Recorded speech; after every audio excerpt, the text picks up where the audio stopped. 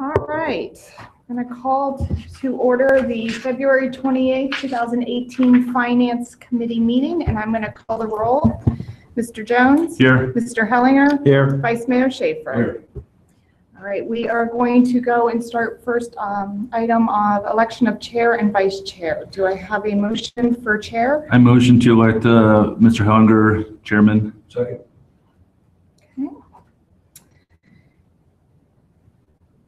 All right, I'll do a roll. Will Mr. Hellinger do? Sure. Okay. Mr. Jones? Yes. Mr. Hellinger? Yes. Vice Mayor Schaefer? Yes. All right. And take a motion for vice chair. I nominate Mr. Jones. Second. Mr. Jones? Accept, yes. And I have Mr. Jones, Yes. Vice Mayor Schaefer, Yes. and Chairman Hellinger. Yes. Okay, I am going to turn this over to Chairman Hellinger. All right. All right. So next on our agenda is approval of motion summary of the meeting held August 16th of 2017. Second. All right. We have a motion and a second. Roll call, please. Vice Mayor Schaefer, Yes. Vice Chairman Jones, Yes. Chairman Hellinger. Yes. All right. Next up is on our agenda is review recommendation of the impact fee report.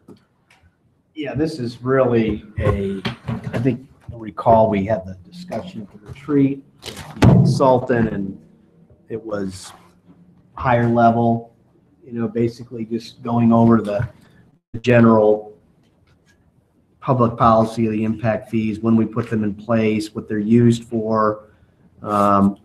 We obviously got into a discussion about the transportation impact fee, which we didn't complete the analysis for because it's far more complicated than a typical parks impact fee, and it just has more, it's more nuanced, I guess, and more involved. But anyway, setting aside the transportation impact fee analysis decision, which we'll have to get to at some point, the immediate question is, we have a recommendation which I think could be supported, that the fees haven't gone up.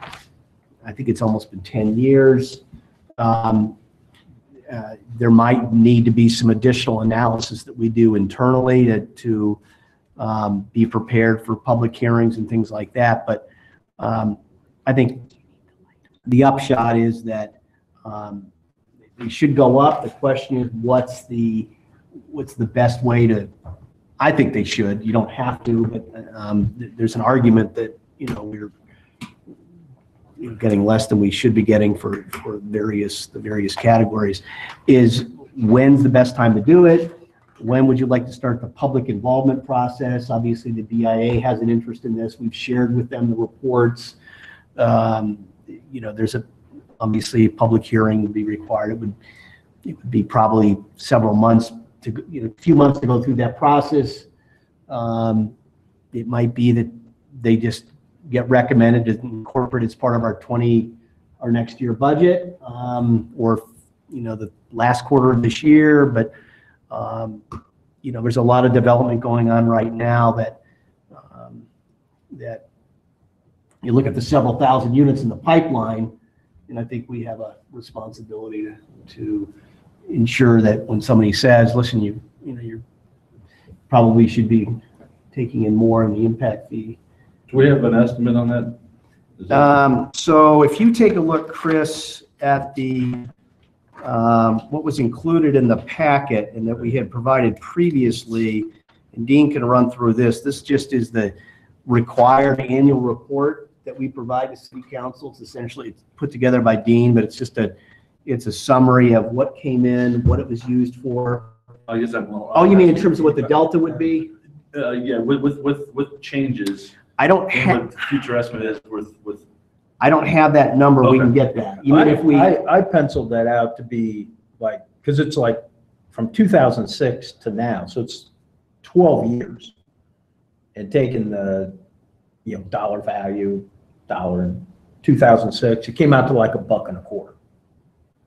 So A buck. a dollar, a 2006 dollar is equal to $1.25 today on base inflation. So like about 1.89% per year on average over that 12 years. You're just taking the total. Oh, I see. Just dividing the total increase, the recommended increase. Well, just saying the same buying power on general goods and services. So not specific. It's a matter of inflation. Yes, as a matter Yeah, of I'm inflation, asking- it's just We saying. have an estimate, Dave has an estimate of how many new single families there Well, are yeah. based on the new. I think what you're after, Chris, is to kind of wrap your hands around, and the easiest one to look at is the park impact fee. That only is applied to single-family residential and multifamily, but it's not applied to commercial. And in 2017, our total collections for park impact fee was $289,302. And if you look at the rate they're proposing from his study, he has the current rates in there, but the current rates that he has are wrong. But so I looked at our actual rates and what they're proposing for parks. Our current imposed rate is $1,226 per single family house. They're proposing $2,376, which is about a 93% increase in the rate. So if I apply that to last year's collections, it'd be an additional $269,000 we would collect. Part of what they've done, it's not just inflationary. Yeah. And at some point as we move forward, regardless of how you decide, I really strongly recommend, including staff, take a look at chapter 1363 of our codified ordinances, development impact fee procedures. It talks about how, what, when, where, and why. There's always a ton of confusion about what we can do, what we can't do, how we can do it. There's even a provision in here that talks about, let's see, it gets into a lot about what my report is. Can Elaine email that, to copy that to us? Yeah, I'll do it. Or Elaine. There's also a provision there that says the city can adopt an escalator. Maybe back to what George is saying, that based on a consumer price index, you can index your rates. So they arguably, if you could make the argument that they should go up with inflation, perhaps based on your methodologies for establishing rates. This is more than just an inflationary type of increase. They've captured more. Right. But the other reason why, and again, there's things in here that we have to be cautious how we use these funds. Yeah. Quite frankly, I'm sure we're there. Yep. And we have to be very careful, and it's very specific about credits for development and what you use them for. It talks about the impact fees need to be used in the area from which they're generated, unless there's a few exceptions. And it also calls for a capital improvement plan that lays things out in a collective manner. And some of those things I think we probably need to do before we go adopt the legislation, assuming we're going to change it.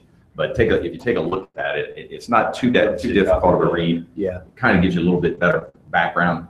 And I think that's all going to come up, Chris, if we start the whole public process. Right. We got to have, right now, it's just talking to you guys about this, but ultimately, we need to go back in and review the assumptions that were used by the departments that submitted the You information. alluded to my next question, because I mean, 90% increase, that's a big jump.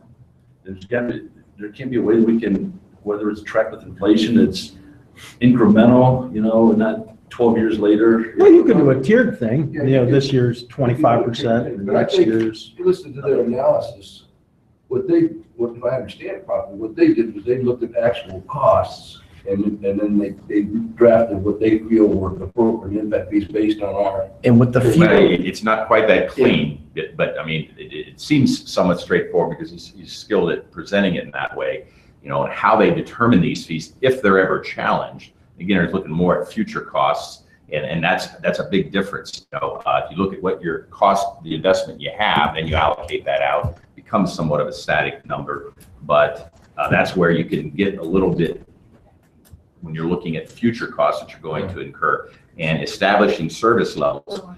I raised the question when I was there at the meeting. A lot of our projects that we have in our current plan are all bike trails.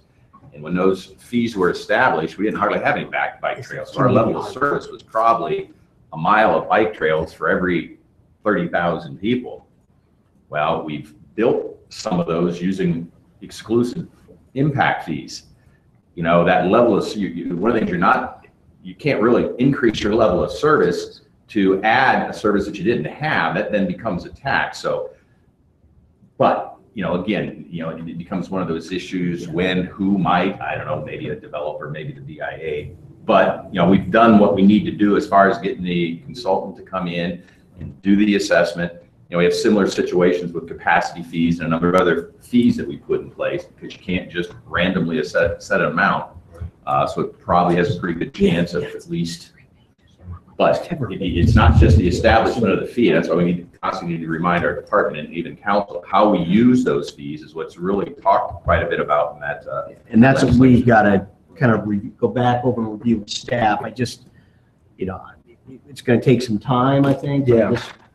I think generally there's an argument that if your population is increasing, you want to keep that level of service of X number of swimming pool square footage for X number of population, and now your population is going up, and so you want to keep that same level of service. Arguably, you're adding 6 lanes of outdoor swimming somewhere. I mean, it's a very simplistic example, but the idea is as that population increases, you want to keep that same level of service. The bike path thing is kind of an outlier because we didn't have a lot of bike paths to begin with. So but on a lot of this other stuff, whether it's a fire station or new equipment or a new ambulance or a new police squad car, that's how it's generally, that's the idea, is that that new growth is increasing the demand on that stuff. So we should participate in adding that capacity. And we've done, I think, if you take a look at police and some of these other areas, and a lot of it's debt service. It was the new police station addition and public works additions and things like that. But I really wanted to make sure we had a chance to have some follow-up from council, because it's hard with 7. It's an involved, can be kind of complicated, and wanted to. The point I guess I was trying to make with how they determined, well, at least what they said they did determine these impact fees is, I'd be a little concerned if we just take our impact fees wherever we set them and just index them to inflation, because that may not reflect the true cost. Right. 5 years from now, it could be higher, it could be lower. Right. So What's in our legislation says that an automatic annual impact fee adjustment based on the cost index published by the Engineering News Report. So we can index it, but it also says if you're going to do what we did here, where we fundamentally go beyond something that's like that, then you have to do another research study, you need to update that, and there's nothing to precludes you from doing both. So you can kind of index it, but if not every 10 years, maybe every 7 years, maybe every 5 years, you want to come back in and revisit your really waited too improvements, long. you can still do that.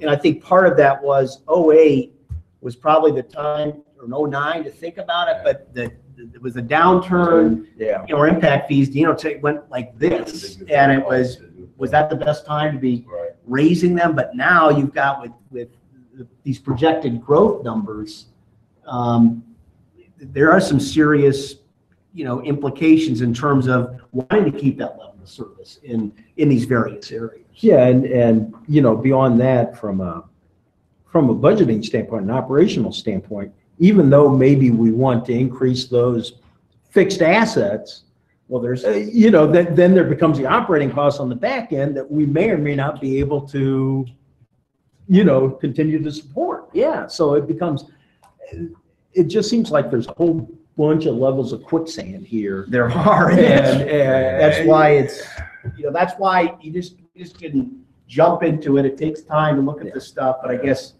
we've got probably some due diligence follow-up to do, and then come back to you. We can provide you the code and take a look at that. But I think if we could tee it up for 19, it doesn't seem like it's going to take that long, but it just. Especially if you start to look at like a transportation impact, because then that will just that's another muddy the waters. That's even more complicated. Yeah, and we probably should at least touch on it a little bit here today because it kind of got hit on a little bit there. I know some council members think that maybe we should. And in a roundabout way, we have to be a little bit cautious too, because it's like our parks impact fee. Again, you look at that section, and we have to get credit. We can't, and we have to be careful now because we kind of started 6, 7, 8, 10 years ago. We have a park impact fee. We also have a park exaction fee that says a developer has to set aside a certain amount of acres based on their development size. Now, we've been able to impose both of these in the sense that the improvements that we're using as the basis for our park impact fee are neighborhood type of, or not neighborhood, community park type of improvements. We didn't include neighborhood parks into the calculation, at least they're not supposed to. And because the neighborhood park type of improvements, Sunnyview Park, some of those neighborhoods, is what theoretically our park exaction is about. We're to get park exactions to create neighborhood parks. And, again, we've gone down a little bit slippery slope over the years because we've used our park exaction policy to create community parks. And if you do that, now you got to give a credit to the developer, because now they set aside land, but when it meets the criteria for what you're charging as far as a capacity or an impact fee, you get an offset. In addition, we've had some neighborhood park or exaction fee issues where they can give land money in lieu of, but we kind of got into this process where we wanted the developer not just give us the land for the quote unquote neighborhood park, but to make improvements to it. And sometimes those improvements maybe slip over on a couple, we put tennis courts in and a couple of other sort of things, but be very cautious that the improvements that we put in aren't the same type of improvements, but we're using as the basis. Then they're saying we're paying To twice. establish Right now, sure. We can Yeah. an impact fee, because then you got credit issues. Yeah. Likewise with the transportation, the biggest challenge with that's going to be a huge nightmare, Yeah, because I'm not so sure we're actually going to collect a whole lot, Yes. because we put in place a lot of transportation related fees, some which might be a little shaky, but the NC, all these things where they have to give money, the developer and or the property owner, after they buy the house through on Curtis Street, they're paying a certain amount for some of those improvements, all the NCA charges, a number of other different types of things where they're paying $1,000 transportation fee per lot. They're paying for the type of improvements we'd use these, so we have to offset, so we get credits. And we've kind of indirectly put in place some transportation impact fees by taking those measures. So, I don't think us putting in place a transportation impact fee is going to generate, perhaps the funds we might think they would. And and plus you can't use it for maintenance. Right. You're going to only be able to use it to expand your system. And Can you use it for Valley Side Drive? you could use it for- Well, I really just think that transportation impact fee is more trouble than it's worth. Yeah. It very well might be. It's definitely a kettle of It fish, but sounds good it's, until you start looking at all the moving parts, and then it's like, man, that's. yeah. I think the thing is, Dean and I never had a chance to follow up, to take a look at the analysis. What happened was the consultant got to a point where he's getting all this information from Bill, which was the list is, it's $55 million worth of projects, and I don't know, we need to spend a little more time on that to be able to, I think I would probably conclude the same thing, Kent, that it does appear to be more complicated, but obviously Councilwoman Keller had asked about it. And that's one of the reasons we attached it to the study, was because it did come up in connection with the levy. Why don't you consider, it seems so easy, this community did it, but when you start looking at it, and it's more involved than you would think, and it might not do the things that you want it to do. Plus, we are collecting a quote-unquote impact fee in the southeast, which we've pretty much contained to that area. yeah. Now, and then a follow-on question for the impact fees are they like NCA charges, in that we have to use them within a defined period Yes. of time? Yeah. And it's part of what my report indicates. That's why you see those spreadsheets where I'm tracking over time. Yeah. We have 5 years from when we collect the money to They utilize have it. to be spent. Yeah, Oh, yeah. and then usher into rebate mode, and that's why, So I mean, so if you were thinking on a transportation impact fee, and you're thinking, okay, obviously new construction, so you're thinking the connectors that we've talked about, and to appease all those that want our outer belt, our 50 million southeast veterans outer belt. There's no way you could really use that then, because you could never, if it's a $50 million project. it's gonna take you 15 years perhaps. Yeah, and Yeah. So, I don't know, we just have to spend a little more time internally to be able to come back and Okay. as I say, might conclude the same thing, but I'm thinking, we've got to schedule a follow-up meeting, but maybe at our next follow-up meeting, we can provide some updates on kind of I want to be able to sit down with Dean and go back over the report itself and then come back to you and say, yes, these numbers can be, we can support these numbers. Or we don't think it needs to be this high, maybe it's not an 8, maybe it's not 93%. Because when we adopted the last time, we didn't adopt 100%. You don't have to, but I need to refresh my memory as well, obviously, because we put these in place in the early 2000s. So I got a couple of questions, just like general Yeah. questions.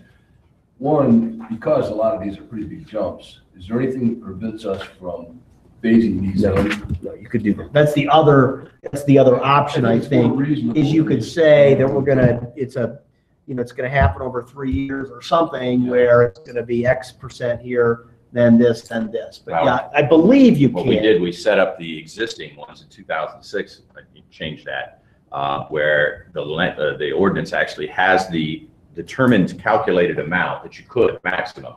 And then the park, and I think the police maybe, we only imposed at 90%. And so there's another section that says, even though we could charge X, we're going to impose it at 90%. So you can do it through that by saying initially, this is the amount, $4,200. We're going to impose it at 70%. Then you may come back and say, we're going to impose it at 80%, then 90, and then get up to 100%. Yes, that's, The other thing the consultants brought up is that what some cities have done, and Columbus is doing something now to try and help affordable housing. So they were talking about how on your lower price housing, they actually have a tiered system. Would that be something we want to talk about? Try and, if one of our goals is supporting affordable housing, that might be a way to get at it. Is Columbus is doing now is they're offering bigger and better incentives to certain areas and certain types of projects. Right. To Well, encourage that kind of development. you could, but the first question is, what's our policy on affordable housing? What that means. And what are the tools going to be? Right. I can tell you, we sat through a few hours ago in the conference room over here. Remember the Trupless project? Mm-hmm. So they've started doing the third round of analysis of their pro forma and looking at what their fees are. And so that's an apartment complex. And in addition to the impact fees, which will probably be $80, $90, $100,000, fire was $18,000. This is for their 120, Yeah, whatever. that 40 was, units. yeah. Mhm. Parks and Rec is 70,000. Police is 9,200.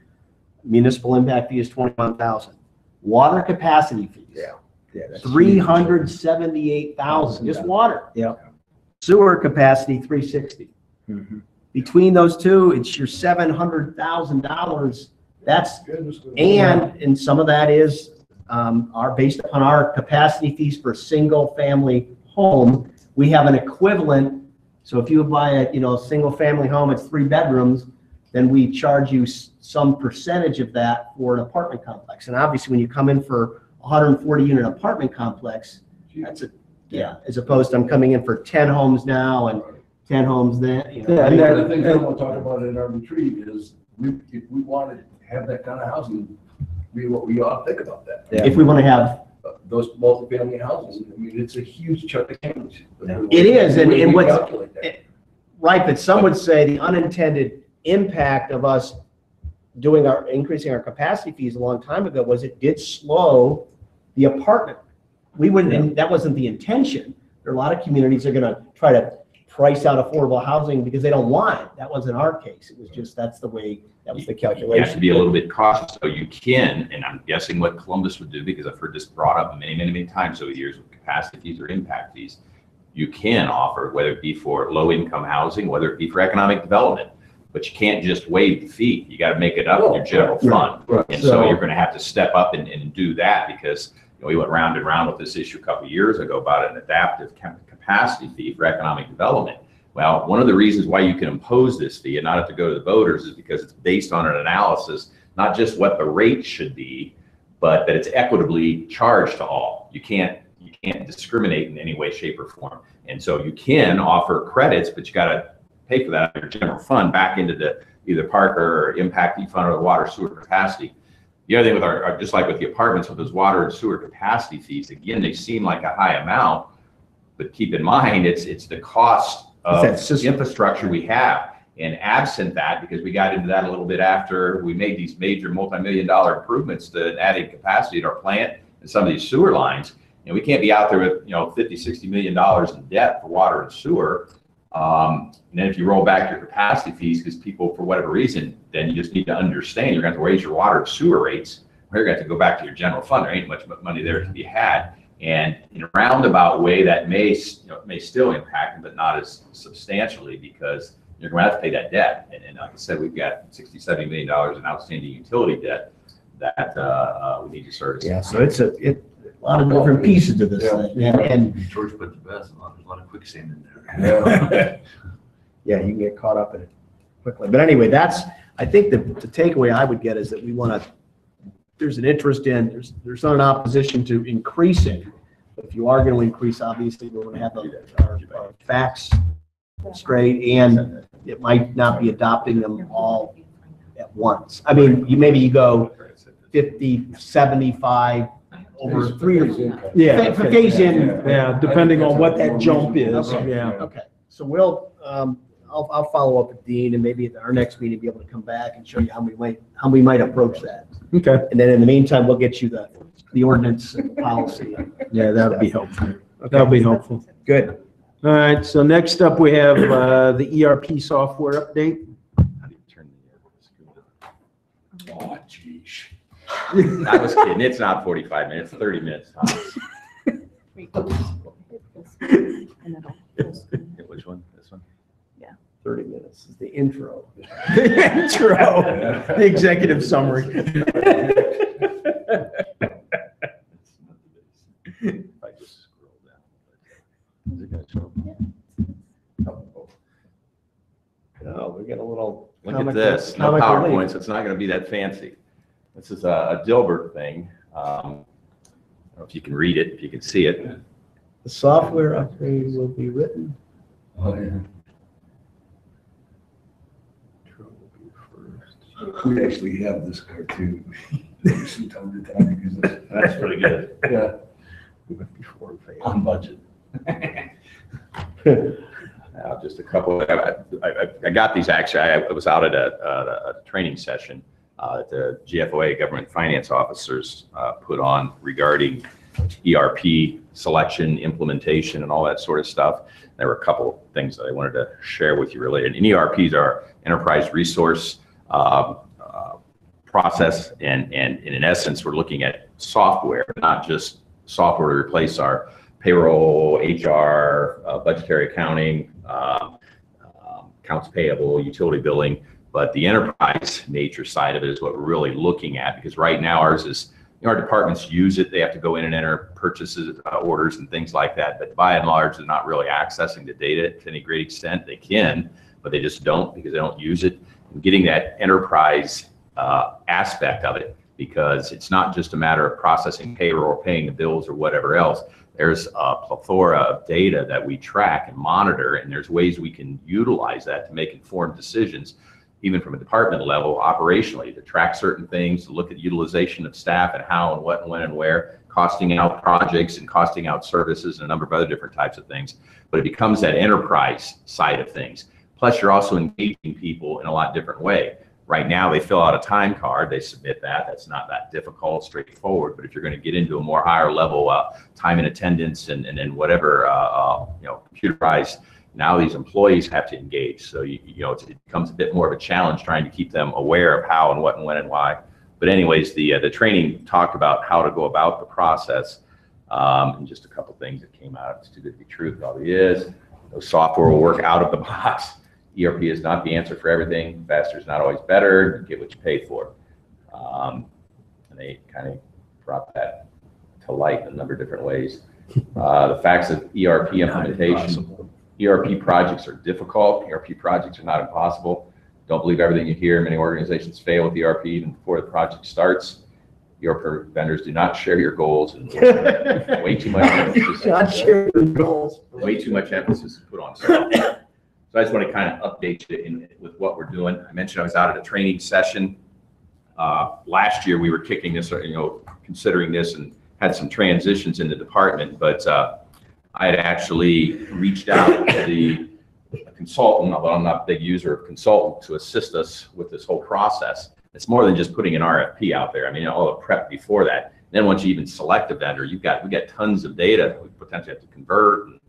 The other birds, Dublin paid for that, Westerville paid consultants to come in. So I reached out, not to the private type of consultant, but to GFOA. Again, it's a government finance officers. It's a national association of government finance officers.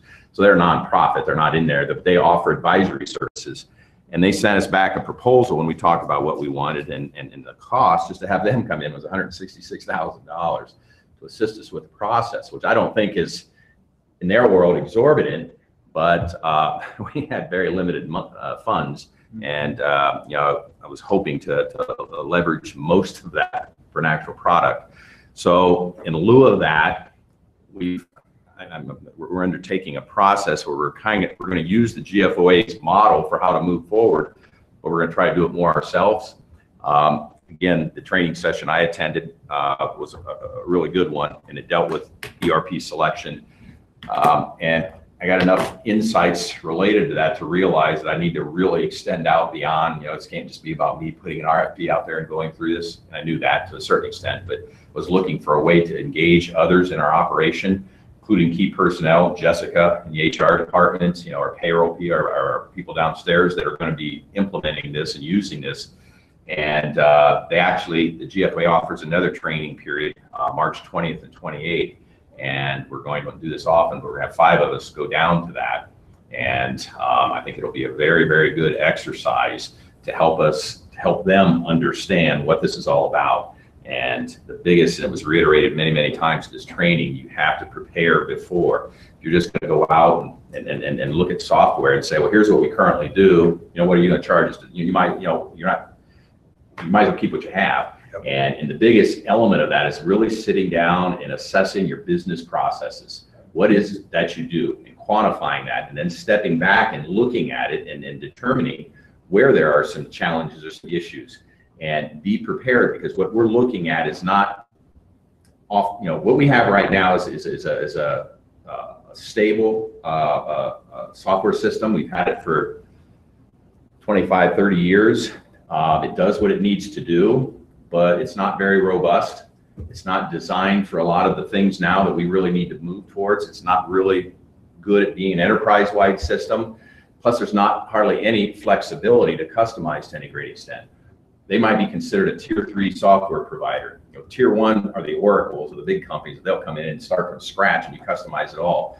We're looking at, there's several vendors out there that focus on public sector type of city software that are more like tier 2 type of things, where they have a pretty good product that they've used, but you have that ability to somewhat customize. But it's only good if you enter into that, and the time to do that is in advance. When you look at your vendors, then you sit down and negotiate a number of different things, and we need to be prepared to do that. If we just go out there and have some demos from some software, they're going to come in here and show us their software. It's going to look great, and we're going to say, oh, that's cool, let's do that, and really it takes more of a process. So we're hoping to drag some people along and really engage in that and document our processes and understand, so that we can put that out there and make that a part of our proposal. Along those lines, it's not an easy undertaking. We're pretty tight with staffing to keep, because we got to keep things functioning. I'd mentioned last year at budget time about we had some transitions and turnovers, people retiring, about hiring an individual in advance of the retirements. It didn't happen last year. This got pushed back. The person, one of the key people didn't retire last year. They're going to retire this year. Right now, it looks like it's August. Could be before that.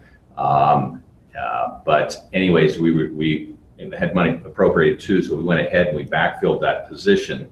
Primary reason is now I've got the person that does basically payroll and can do our accounts payable is going to be focusing in on operating our existing system. And this additional person is going to give us the flexibility to pull people away and do some of these things that they're going to need to do, not just Otherwise, it's a capacity issue. in advance, not just in advance, but once we select, we got to get trained, we got to implement, and we've got to test and whatever else. Our game plan is pretty aggressive from what everybody tells you, but we hope to go live January 1st, 2019 with our payroll, budgetary Was there a accounting. Dilbert thing up there that said something about? Time or whatever else. And perhaps a little bit later with a couple of the other ones that aren't so much tied to year end. But that's our game plan. We're moving along. I think it'll be a good process, a good approach, and then hopefully it's the numbers come in. It's something we're able to afford.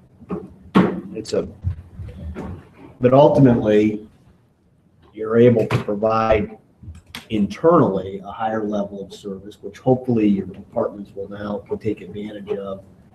Externally, will it change things a lot? It could, in terms of how we. Yeah, a lot of it is collect. driven by, and that's one of the things that we're not able to get really readily out of our existing software provider.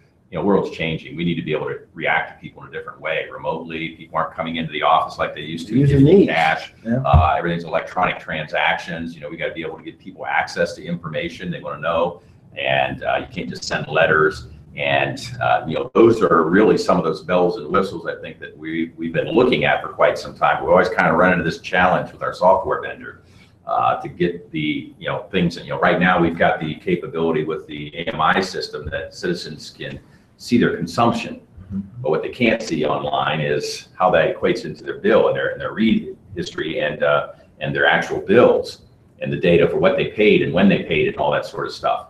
And part of that's just the difficulty and the challenges with getting that out there.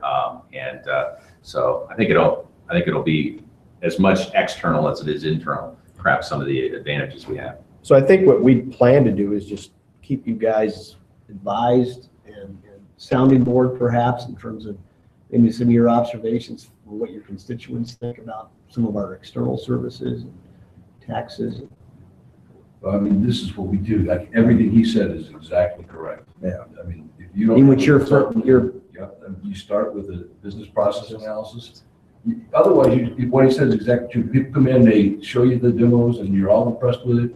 You buy something, nothing works out of the box. If you don't understand your business processes first, you can't possibly know what you need for technology solutions. So That's right. everything he said is 100% what we tell our clients. And the reality is, when you say we don't understand, I mean, we understand in general what we're doing, but we do things and why do we do things? And that happens over time, especially governmental. Well, that's just the way we've always done that. That's, people don't often step back and say, really, if you do this, that, you could avoid all, Right. and those are the things that you hope to capture.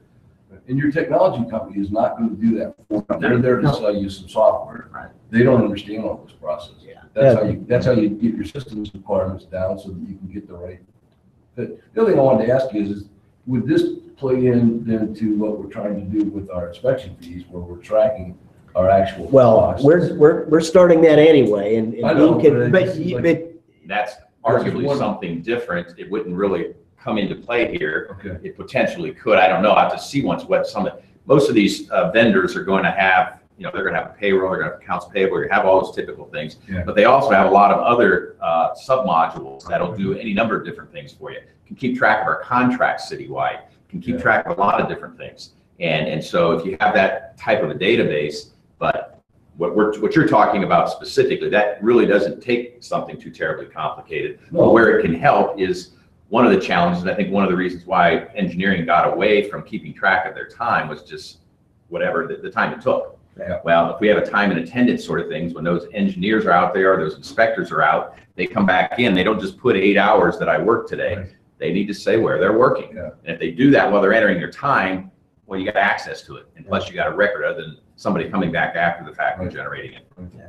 Or indeed, you're actually just recording it in near real time on your mobile device. Right, you can do Which that is, too.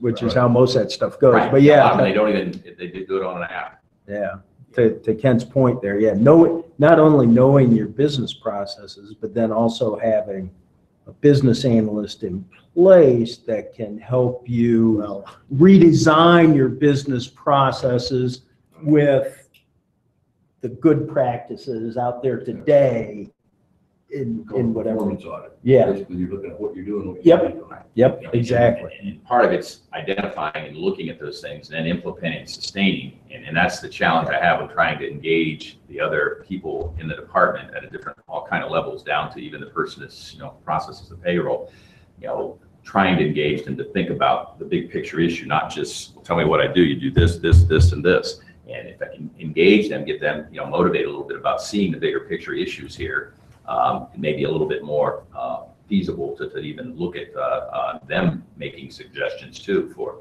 well, gee, now that I know that that does that this way, I understand, so. Yep.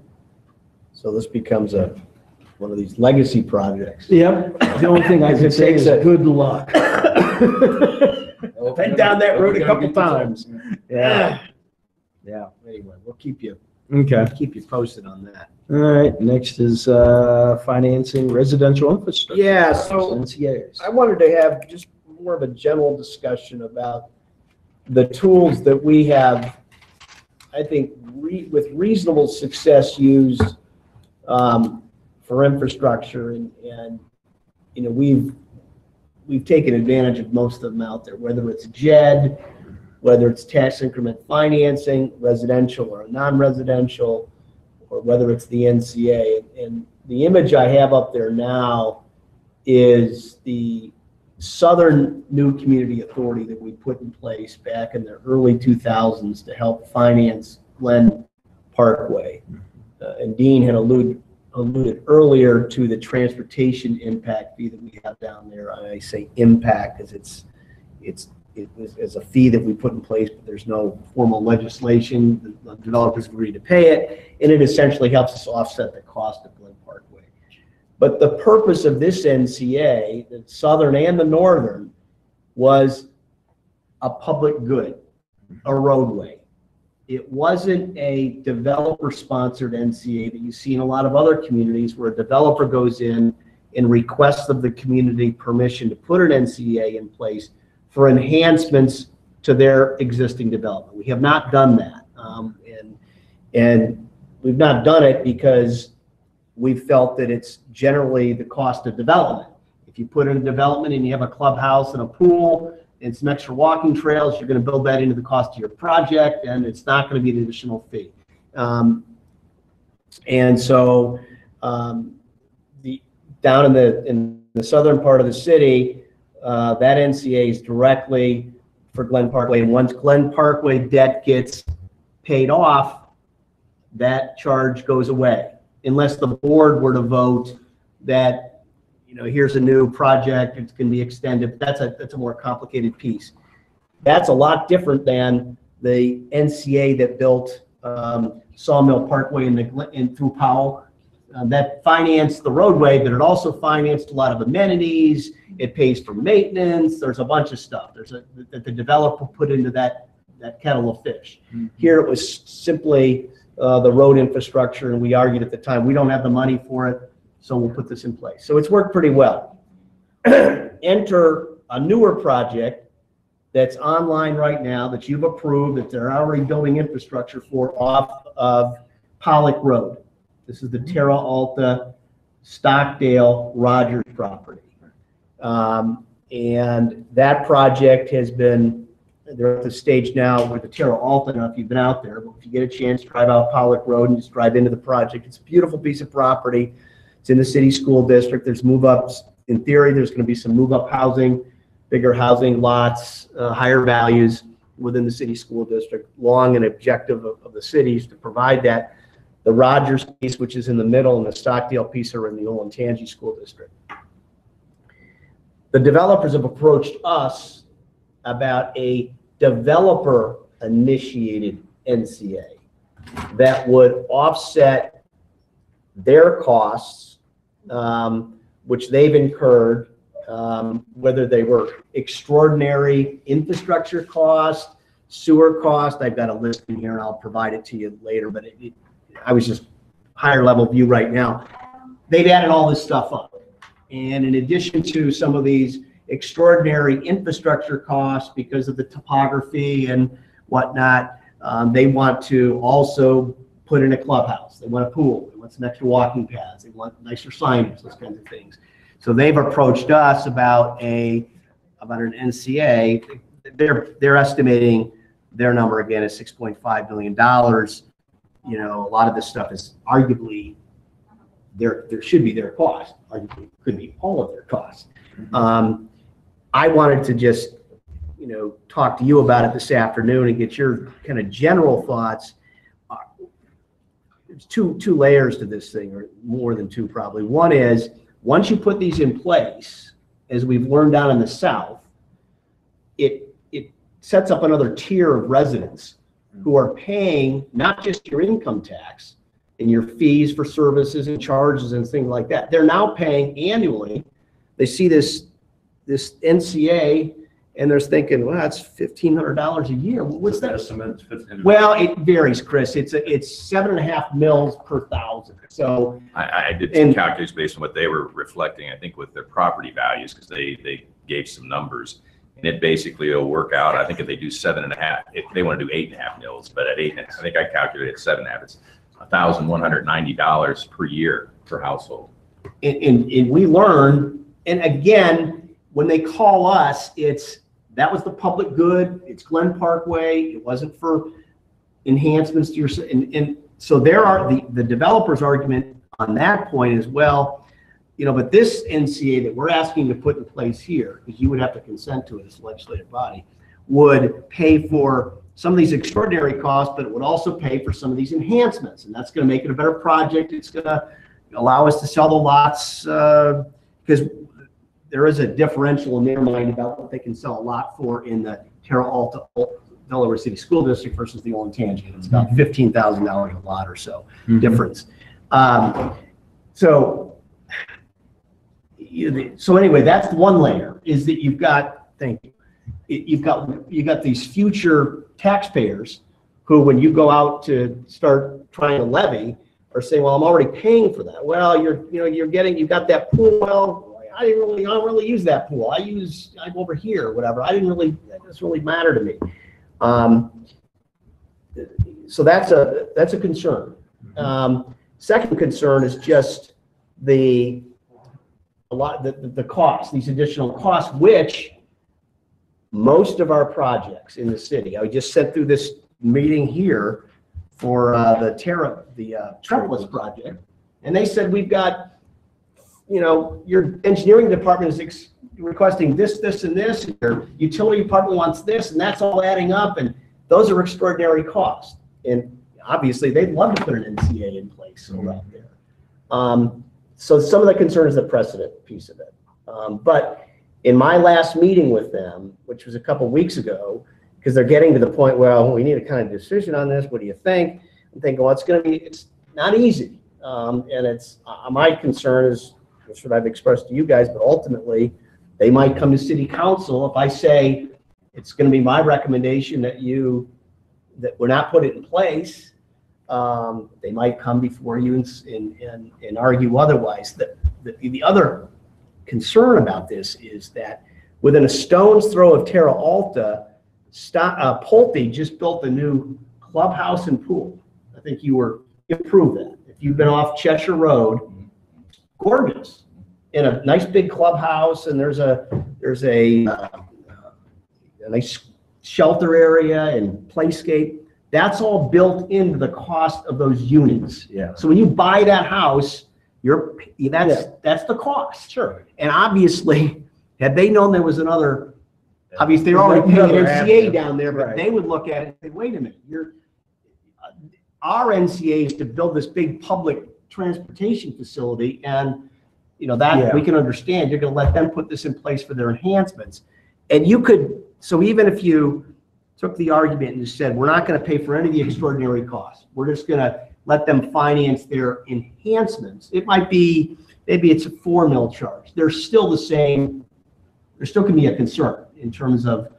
And why has the developer approached us about this?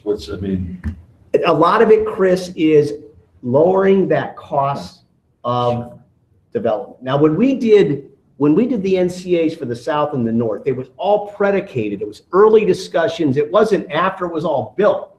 It was all part of the, we want to keep the hospital. It was long involved. Plus, we went to the developers. Yeah, and we said, we can't. They didn't want to do it. Yeah. Because it wasn't benefiting them. That was a whole different situation. Yeah. We've seen a lot that's been happening for a long time. It started with a lot of developers. They were able to do this. What they were doing was lowering their upfront cost by having the residents pay for it over time, which again, it just, their risk is a lot less. And, there's been all these creative different ways of financing things to do that. And I think what they argue is, they've done that in this town over here, they've done that over We did it in there. Jerome Township with, Jerome Township allowed us to do this, but Jerome Township is a township. It's different than a city in Yeah, terms of they- how you pay for things and how you get things And done. what's the gut reaction if we were to say no? What's the? I would think the project goes on, the infrastructure's in the ground, and there's Price of a, the house goes up and maybe $20,000. that goes up, and perhaps the amenities, the level of amenities might not scaled be back. with it. That's right. Instead of, You know, and so you have to ask yourself, is that, at what point is that the develop? I think Well, yeah, I think it's all the developer too. I mean, from a standpoint of, when you look at amenity, because the last thing we want to do, and, we see it down there in our existing NCAs, people are looking at their property bill and they're saying, what's this? And it doesn't matter where that goes. That's money going to those bloodthirsty city guys. it's a tax. It's a tax. They don't see look it, on right. They don't look on it as that. So if you muddy it and do something like that, I mean, we have important things that we need to fund over time. It has nothing to do with their fancy signs or their swimming pools. So, I mean, they need to do that through a homeowners right. association or That's- something that's entirely separate and they may still get the bill, but it has nothing to do with the city. Because their argument is, in well, any way, shape, or they'll form. be calling us. They said they'll call the developer because it's a developer NCA. I said, no, they might call you, but they're also going to call us because the good person who does the research will find out that the city had to approve it. Yeah, and they don't see it until 3 or 4 years after they moved in, until the assessment actually starts hitting too sometimes. Yep. And So- they have no contact. I mean, I until- speak for myself on the preliminary, I don't like anything about it. It's just me personally. I mean, I laud the developer. It's a good project. It's high quality. They're doing really, really nice work. It's going to help provide some move-up housing. Sure. But this is a huge policy, could be a policy shift for us. And you've got a lot of other developments in the pipeline that are represented by attorneys who will come in and say, well, you did it down there for amenities. I got, $2 million worth of nice amenities. They're going to help you. So let's just put the NCA in place. And then you Open say, yourself up to a lawsuit with, well, why didn't you tell us this was, well, something we could an have done, Yeah. I'll provide you some of the background information so you have it. I mean, a lot of this stuff is, again, these were infrastructure costs. Most of it's infrastructure costs that you'd incur otherwise.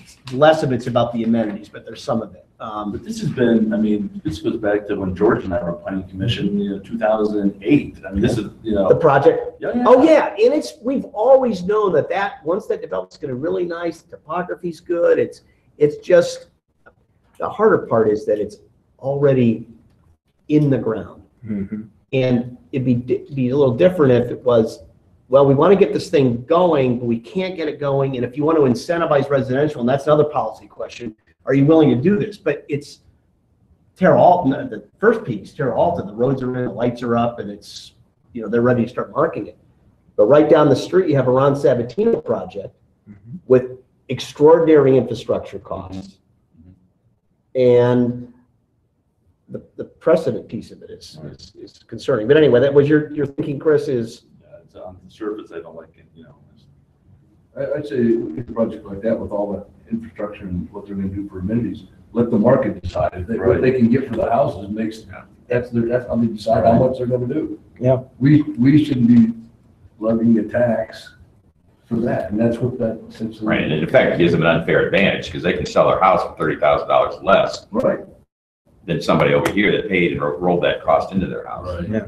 yeah, they said, we can get 75,000 per lot, and Terra Alta 90 in Stockdale, there's a differential, and I can reduce my costs, and I can, get a few more. So anyway, Yeah. but- so, anyway, I wanted to at least advise you of that, because it is a huge policy change, and Yeah. I think my Yeah, communication back to them was, we're not inclined to support that. They might ultimately say, you know what, city manager, I'm coming to city council and I'm gonna make my pitch to city council. But I at least wanted, as finance committee members, what's that? There's at least 3 votes against it. I mean, It's not that bad. public policy. No, it isn't.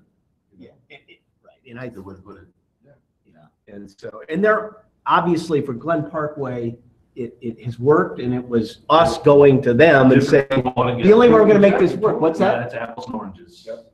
You know, I don't think one has anything to do with the other. Yeah. So, that's what that was about. Okay. And then I don't have anything for executive. I don't know. No executive? Good. No executive? Well, well, then, I could. Oh, no. You don't need it. There is a meeting later. No, it won't. It's only, do you want to schedule the meeting dates? If you're inclined, do you want to maybe do a quarterly, at least have something quarterly on the calendar? I was thinking every 2 months or quarterly. Monthly's too much for us. Monthly is too much. It's a hard meeting to schedule. I think it's easier to get it on the books. Yeah, and then adjust as Yes, necessary. get on the books early and, you know. And then if we need to cancel, we can cancel, but it's a little bit more difficult to go back and forth at a last minute. I think. Is there a day of the week that works best for everybody? It really depends for me a lot. The reason I'm asking is that for me, I have to always look at my schedule for my custody days. So that's, you know, Do you know when that is in advance? it changes week to week. So if I could just, you know, if we can decide whether it's, you know, every 3 months or 4 months, I can just throw out when I know I don't have it. So I don't have to worry about, you know, if that's okay with you guys. So we're the end of March, we're the end of February, essentially March. So if we go, would it be reasonable to say the end of April? And it's only a factor for me because we like to do these at 4 o'clock and it's like school pickup time. If it was evening time, I wouldn't matter what day it was, you know, but I'm gonna keep it at 4 o'clock. Yeah. Mm-hmm. Yeah. As of now, at 4 o'clock Wednesday probably works for me. Yeah, that's probably Midweek. midweek is best for me. What if you did April, the end of April, April 25th? You want Yeah. 2 months? Well, I don't know, that's one At thought. least Dean, what do you initially, think? because then we'll have you'll have some additional information on the impact Yeah. fees. what have I think that gives us a goal to get some of this April impact fee stuff. 25th? Is that- Yeah, I was just throwing that Okay. out there. Yeah. That's perfect for me. I don't think we have That's any, perfect for me. Yeah. Do that, I'll have to be out here planning. Okay. you have to leave at 5? Do you want to start at 3:30? Or, I mean, we don't have to start at 4. We could start earlier. Listen, I have a flexible schedule, so I Could can we do that. start at Yeah, 3? same here. If you want to do a morning meeting, even, I can do that too. Right. Could we do 3?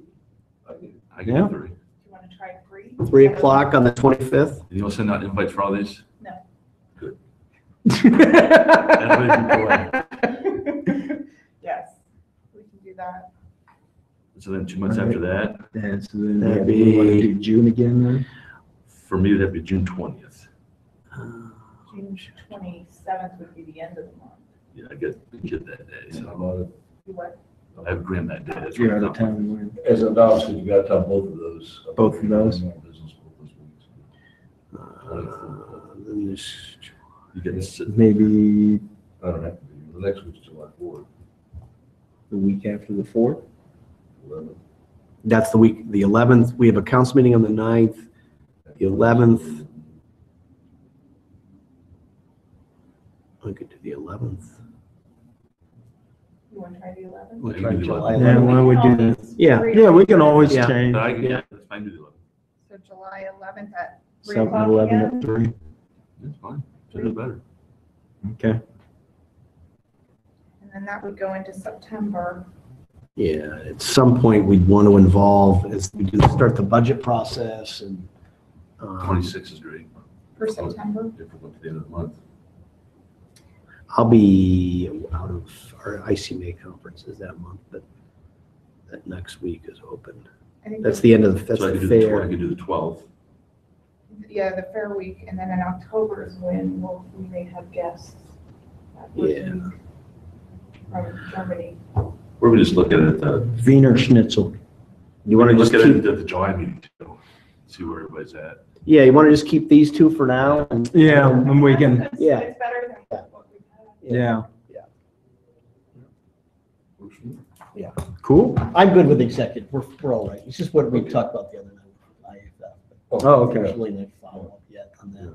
I'll just keep you Hey, Sean. Sean. posted on that. right, good deal, we got that one. Member comments? I have none. All right, no, good deal. Motion to adjourn? I just have one other Oh. quick thing. We were this We close. adjourned. Put staff comments. We met, I think it was last week, we had, I don't know if you're aware, we actually had budgeted we call maybe a master plan at the cemetery, where we went through and we selected a firm that's well-versed in cemeteries, not just how to, improve them, but business side of things. And it's a combination of both. And we had an initial meeting out there out at the cemetery for probably 3 or 4 hours working around. It was a really, really good meeting, and 2 people that came down. They were seeing things just at that cemetery where most of us see whatever, and they were seeing things and people weren't. But as we talked about this with city council a few moons ago, at some point we need to, and I think maybe the finance committee can be the source. There's going to be elements that are going to come up as it develops that are really business issues, business policy issues, and it spills all the way over into just the sheer policy out there and regulations out there at your cemetery. We're trying to engage external people. We're talking to the funeral directors, but I think council was reluctant to have a cemetery advisory committee, so we don't necessarily have that, but I think we need a forum to bounce some of these ideas past and at least get some of that out on the table. Would that be okay with finance committee to use you as? Yeah, Okay. Okay, sure. and I'll keep you posted on the IFF negotiations. I might send something out to you and get your feedback on some of the proposals and we're talking about. So, All right, good deal. Anything else? Motion to adjourn. So moved. Done it. What is it, 5:05, 5:03? Is this on? No, we're done.